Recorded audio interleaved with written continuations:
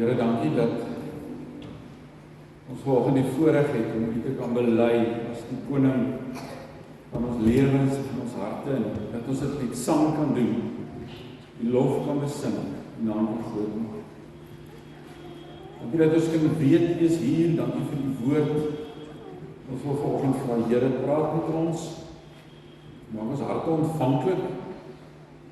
Ek wil regtig bid dat daar in die segel staan dat hierdie kliphart dat ons hart uit sal neem en dat dit sal vervang met harte van vlees vanoggend. Ons bid dit so in Jesus se naam. Amen.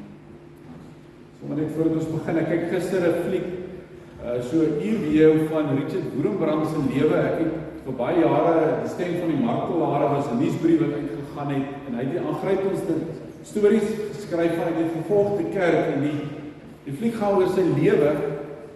Hy was vir 14 jaar in die tronk, dink ek, as ek nou reg onthou.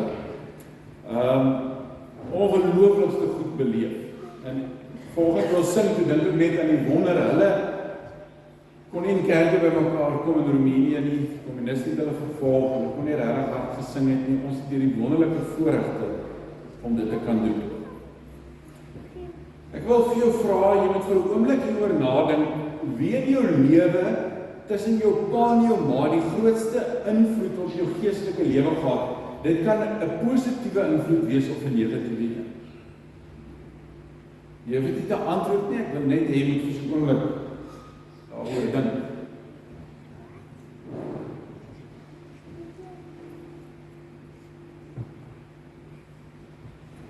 Omdat dit volgende doop is, het ek gedink, ek wil bietjie vanoggend fokus op die ouers en die ouer mense, want of jy nou 'n ouer is of nie 'n ouer is nie, jou gedrag en jou optrede en jou besluit het effek op jonger mense. Maar dit geld die kinders ook, want elke kind wat in die kerk is, wat iemand het wat jonger as jy is, die ouer sussie of ouer boetie kan weet, jou jonger sussie of boetie kyk op na jou, en dis dieselfde in die skool. As ons soos in die skool kom, dan kyk ons altyd op na die ouer kinders. So enige een van ons wat ouers is as iemand anders te moet weet, dat jou optrede, jou gedrag 'n invloed het, baie wyer as jouself. En dis waar ek 'n bietjie vandag wil fokus. Dis in 'n sekere sin 'n baie ontstellende boodskap, so wees sterk, ondersoek maar jouself. Maar wat ek wil tuisbring is dat ons keuses, goed of sleg, altyd 'n baie wyer effek het as net onsself. Veral ouers. Jou keuses, jou besluite het 'n effek op jou kinders en hulle kinders. En ek wil dat ons spesifiek kyk na so 'n paar gedeeltes uit die Bybel uit. Ek het nie 'n spesifieke teks nie. So ek wil vir jou as ouer vra dat jy jouself deeltyd sal afvra, wat kan ons as ouers doen om seker te maak dat ons kinders lief word vir die Here? En hoe kan ons mekaar daarmee help? Ek kan nou net gou 'n afkondiging maak, want ek is bang ek vergeet om, dis oor volgende week. Ek het geweet, ek mis iets. Volgende Sondag gaan, Jacques Marais, Jacques Marais, dis 'n prokureur van Woester met ons kom deel, hy was 65 dae siek met COVID gewees. As ek die storie reg het, was hy 2 keer eintlik maar dood gewees. Een keer het alles as organe gestaan en 'n ander keer was hy, ek dink vir 14 of 16 minute al toegegooi met 'n laken, maar hy het ongelooflike ontmoetings met Jesus gehad. Hy het sommer net die storie kon deel. Ek dink ons het nodig om te hoor, so mooi maar mense daarna. Maar terug by ons as ouers. Wat kan ons doen? Want vriende, ons optrede en ons keuses het 'n direkte invloed op ons kinders se intimiteit met die Here. En ek gaan dit probeer wys uit die Bybel. So 'n paar gedeeltes. Ons begin by Rigters 2, vers 6 tot 14. 'n Ongelooflik ontstellende gedeelte vir my. Kom ons lees dit. Solank as Josua geleef het, het die volk die Here gedien. Dit was ook nog so terwyl die leiers geleef het wat Josua oorleef het.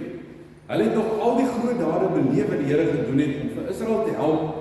So hierdie generasie Josua se, hulle het die Here geken, gevolg, was lief vir hom. En dan lees ons, hy het gesterf, dus Josua, en al die mense van sy leeftyd het gesterf, en die volgende geslag se mense het nie die Here geken. Hulle het ook nie geweet van sy groot dade wat hy gedoen het om vir Israel te help nie. Vriende, so terwyl die generasie die Here ken almal die Here, een generasie verder. My kinders na my ken nie meer die Here nie. Hoe dit gebeur? Hoe gebeur dit dat mens van een generasie na die volgende generasie hulle die Here nie meer ken nie en nie meer van sy groot dade weet nie?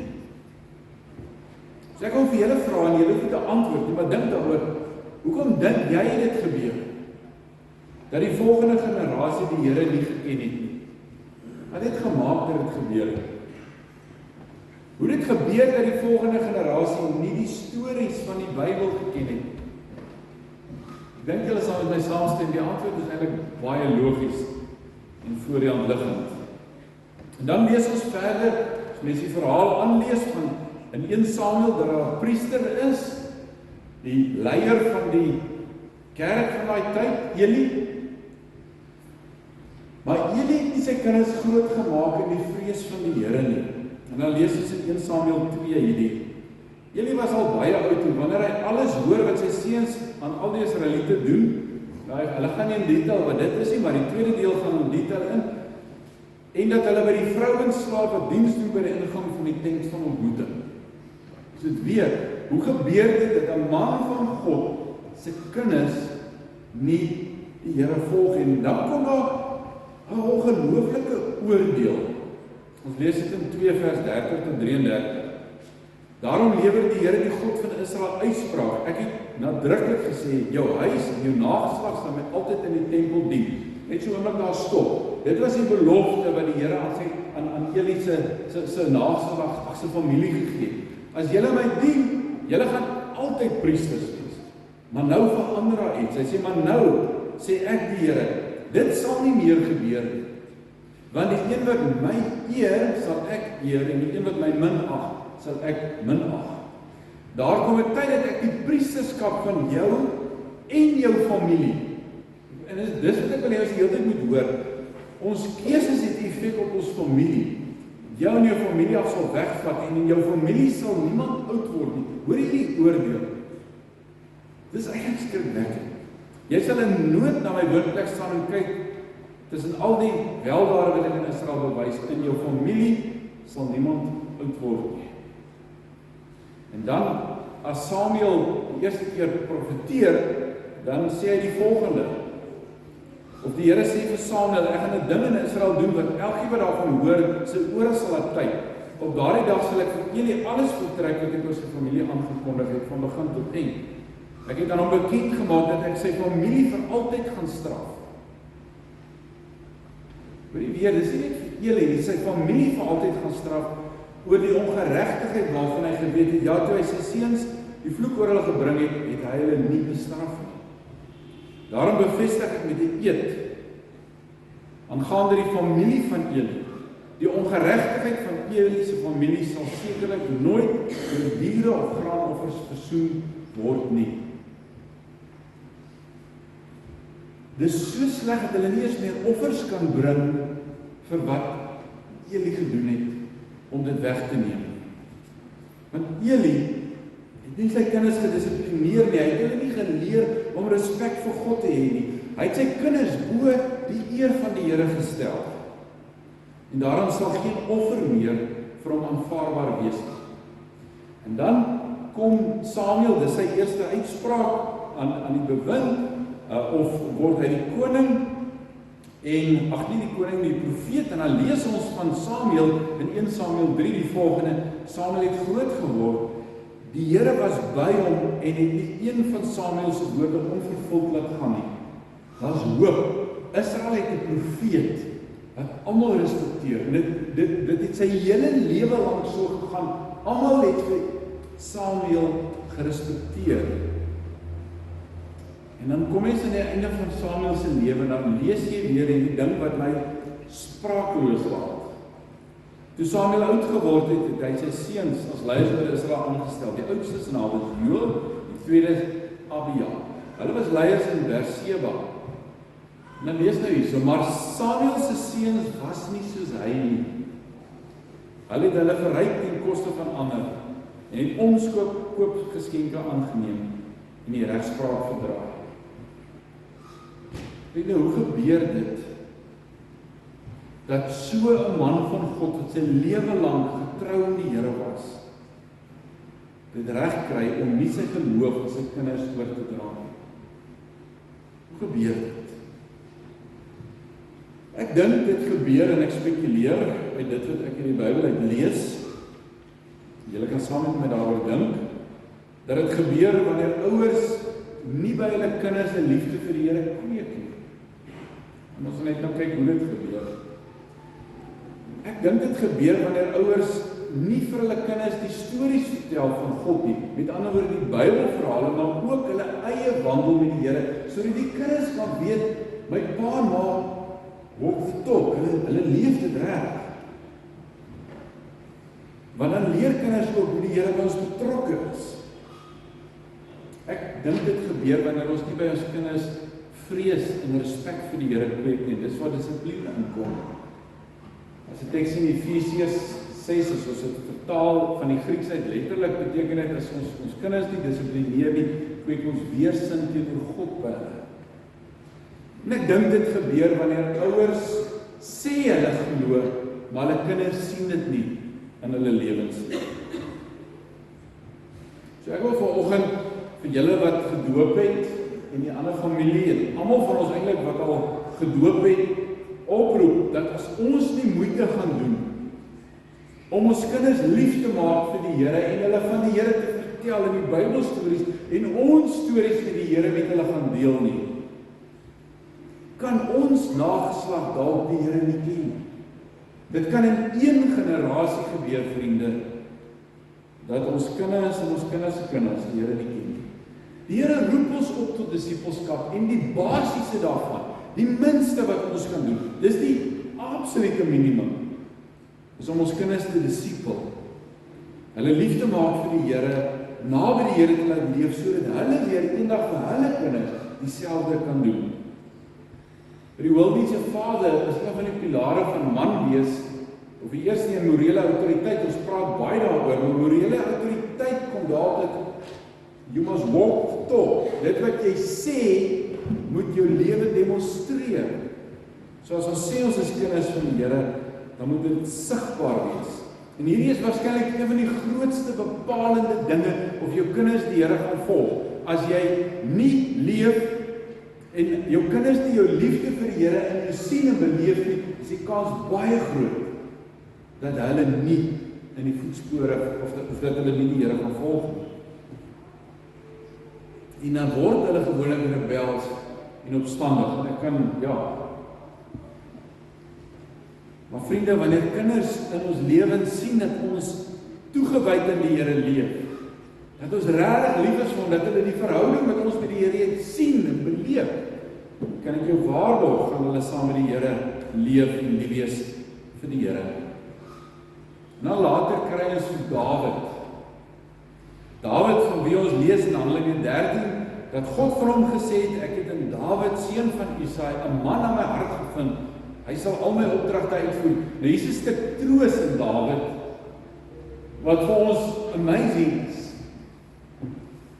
Want aan die einde is dit wat God vir hom sê, maar vriende,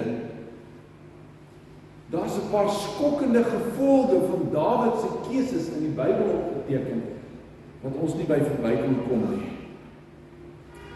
Want Dawid se verkeerde keuses het op sy nageslag 'n reuse effek, maar ook op die volk 'n reuse effek. So wanneer hy met Batseba oorspel pleeg, dan kom Nathan die profeet by hom en dan sê hy die volgende vir hom: omdat jy gesondig het, daarom sal die swaard nou nooit meer uit jou huis uit weggaan. En ons sal nou sien hoe die swaard in sy familie se geskiedenis, se lewens 'n invloed gehad het. Want jy het my geminag, toe jy Uria die Hittitse vrou vir hom gevat het, vir jou gevat het. So sê die Here, van nou af gaan ek uit jou eie huis ellende oor jou bring. Die ellende kom uit sy huis uit oor hom. Ek sê jou vrouens voor jou oë vat en dan iemand anders te gee. Hy sal by jou vrouens slaap oop en bloot, want jy het 'n ding in die geheim gedoen. Maar ek sal alles oop en bloot doen vir die hele, ek sal oop en bloot vir die hele Israel doen. Vriende, Dawid val dadelik in sy skuld nadat Nathan dit vir hom sê, en dan sê Nathan, goed, die Here gaan jou laat leef, maar die babietjie wat jy verwek het by Batseba, daai babietjie gaan doodgaan. Nou word hy baba gebore en na 'n paar dae gaan die baba dood, omdat Dawid sonde gedoen het. En dan staan daar so, omdat hy met sy sonde, die vyand van God, aanleiding gegee het om God te laster. Dawid se sonde het gemaak dat die vyande van God gelaster het oor wat hy gedoen het. So die babietjie sterf, en dan lees ons net daarna, dat Dawid se een seun Amnon verlief raak op sy halfsuster Tamar. En dan probeer verlei en op die eind verkrag hy vir Tamar, en die oomblik is hy gekry wat hy wil hê, dan wil hy met haar niks te doen hê nie, en sy verval in depressie, en sy gaan bly by Absalom in die huis, en sy trou nooit nie. En Absalom word so kwaad vir Amnon, dat hy hom eventueel doodmaak. En dan op die ou end is Absalom, die seun van Dawid, die een wat teen hom in opstand kom en sy koningskap probeer wegvat, en Absalom word die ou wat in die openbaar by Dawid sy pa se vrouens slaap, soos hier in hierdie profesie voorspel is. Hoor hier die ongelooflike nadraai van Dawid se sonde op sy geslag, en dit hou net nie op nie. Vriende, die besluite wat ek en jy neem, die keuses wat ons maak, het altyd 'n rimpel-effek, baie as onsself. As dit verkeerd is, 'n negatiewe rimpel-effek, as dit goed is, 'n positiewe rimpel-effek. En dan kry ons later in Dawid se lewe, en dit is sommer net, dink ook goed dat ons dit lees en hoor, besluit Dawid, dis letterlik aan die einde van sy lewe, hy gaan sy soldate tel. Daar is so 2 weergawe van die storie in 2 Samuel en in Kronieke.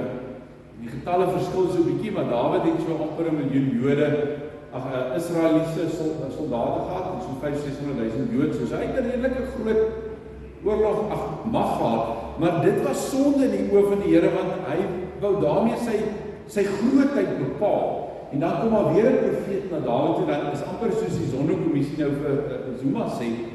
Nou kom die profeet en hy sê vir hom, die Here gee vir een van 3 keuses. Of en dis daar's verskille in die 2, die een sê 6 jaar en die een sê 3 jaar, maar kom ons sê 3 jaar hongersnood in die land. Of jy gaan weer vir 3 maande vir jou lewe vlug, soos jy Psalm gevlug het. Of 3 dae van pes in die land. Nou wat dink julle kies Dawid? Almal van ons sal waarskynlik sê, ek kies die kortste een van die 3. En vir 3 dae sal pes in die land. En vriende, 70,000 man sterf in 3 dae oor 'n keuse wat Dawid gedoen het wat sonde was.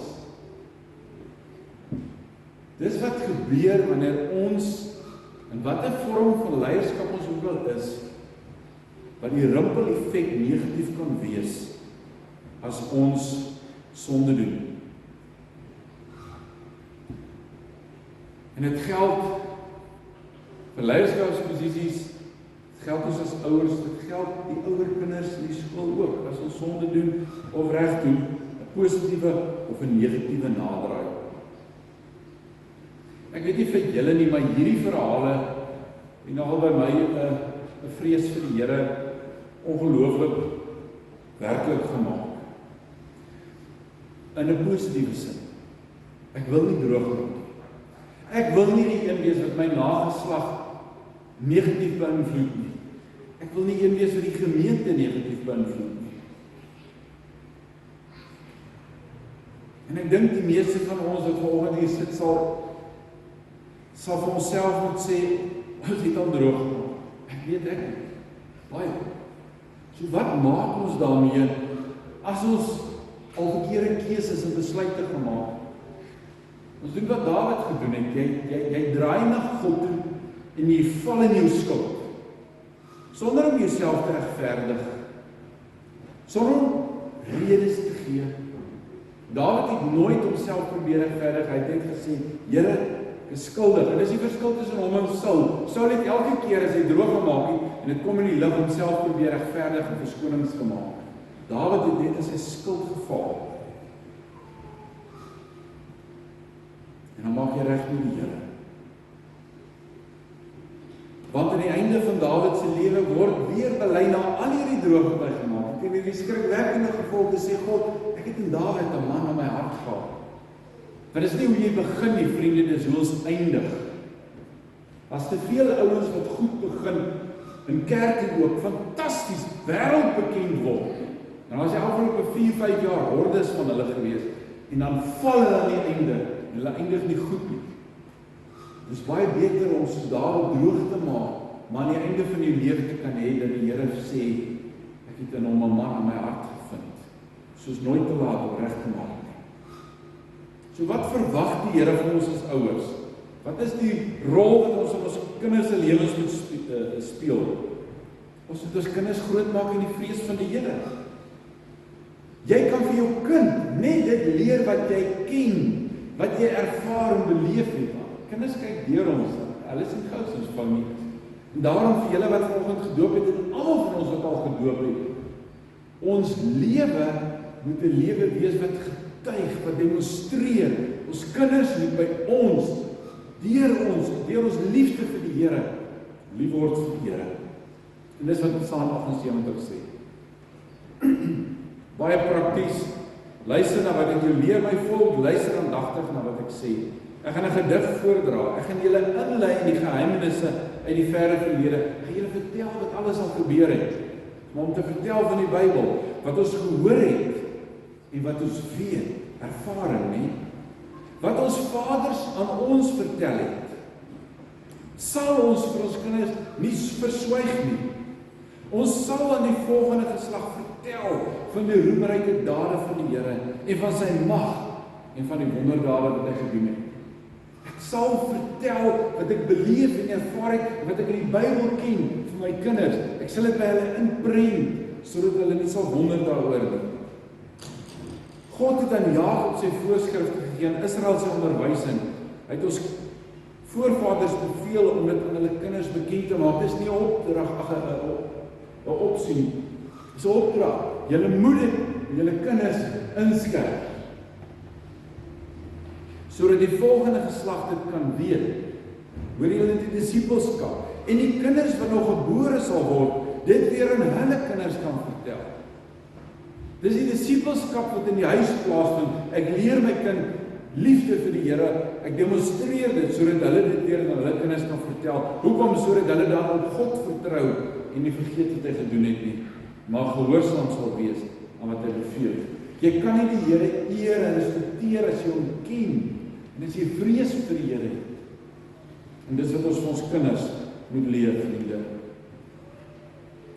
Dis wat Moses in sy afskeidspreek vir Israeliete gesê het. Vertel die stories. Die volgende geslag moet weet, en as 'n ou Rigters lees dat binne geslag dit nie meer, die ouens dit meer ken nie, is omdat die paas en die maas vir hulle kinders nie vertel nie. God het ons uit Egipte uitgelei, dis wat alles gebeur het nie. Daarom ken die kinders die Here nie meer. So meer jy lief is vir hierdie boek, meer gaan jy die stories ken, en makliker gaan dit vir jou wees om jou kinders lief te maak vir hierdie boek. Vriende, as jy vanoggend bang geword het, wil ek vir jou sê, dis 'n goeie bang. Want vrees vir die Here is, ek is 'n bietjie bang vir die Here. Ek het ontzag vir hom, ek het respek vir hom. En dit kweek by ons 'n heilige eerbied en respek vir die Here. Dit maak dat ons 2 keer dink voordat ons sonde doen. Dis nie iets wat ons meer ligtelik meer omgaan nie. Ek dink voordat ek sommer net iets doen. En ek speel nie met sonde nie, want ek weet wat die gevolge is, nie net vir my nie, maar vir my nageslag en die mense om my, soos in Dawid se lewe gesien het. En die keuses wat ons maak, gaan of 'n goeie uitspoel, rimpel effek hê, of het gaan 'n verskriklike effek hê op ons kinders en hulle kinders. Ek wil sommer weer sê, hierdie invloed gaan of by jou kinders intimiteit en liefde vir die Here kweek, of weerstand vir die Here.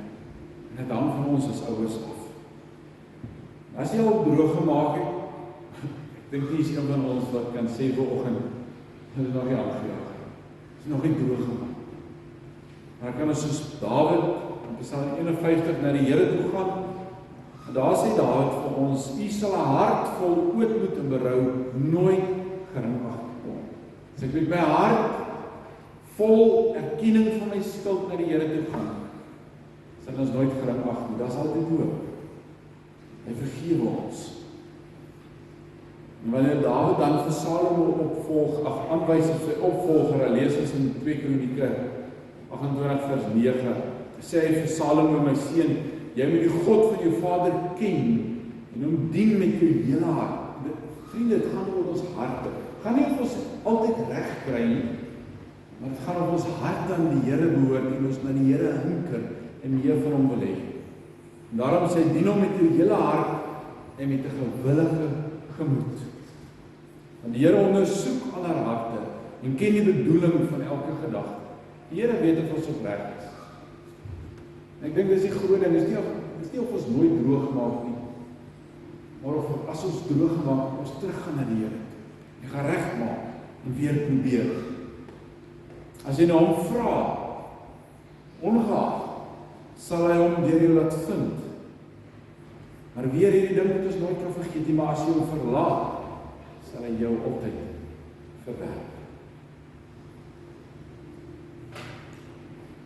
Wat soek die Here in ons, dat ons hom met ons hele hart en met 'n gewillige gemoed dien en liefhet, met opregte harte, en dat ons dit vir ons kinders sal leer, sodat ons voorbeeld en ons leer van hulle, en ons stap saam met hulle, en ons toerus van hulle sal maak, dat hulle ook lief is vir die Here. En dis wat die Here van julle as doopouers, maar elkeen van ons vanoggend in die kerk vra.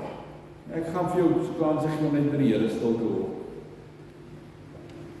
Weet jy wat die Here in jou hart wakker maak nie? Miskien dankbaarheid, miskien vrees, miskien voel jy skuldig. Gaan nie net sê, Here, hier is ek, vergewe my, maak reg, help my, wys my. En wees dan bereid om gehoorsaam te wees aan wat die Here vra.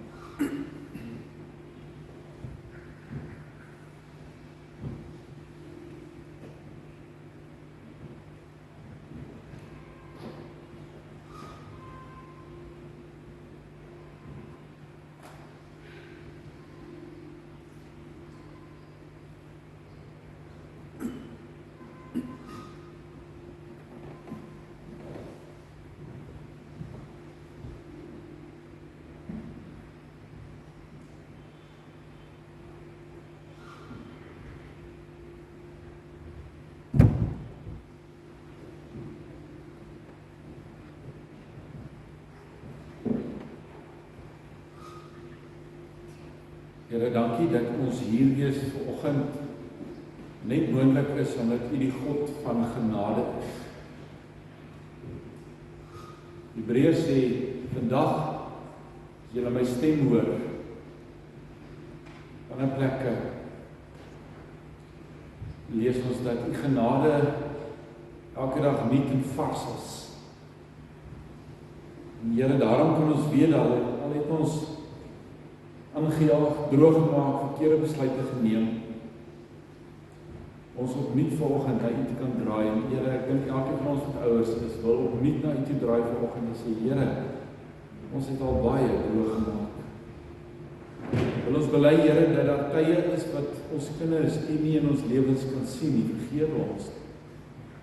En wil ons vra, Heilige Gees, kom vir ons vanoggend opnuut met U volheid en help vir ons om toegewyd, intentioneel, so in ons kinders se lewens in te bou, dat ons kinders vir U lief sal hê. Dat ons so die Bybelstories met hulle sal deel, en ons wandel met U met hulle sal deel, dat hulle ook eendag vir hulle kinders dit kan vertel, dat Here, ons wil nie die laaste generasie wees wat U ken en U volg. Dankie dat U vir ons daarmee wil help en sal help.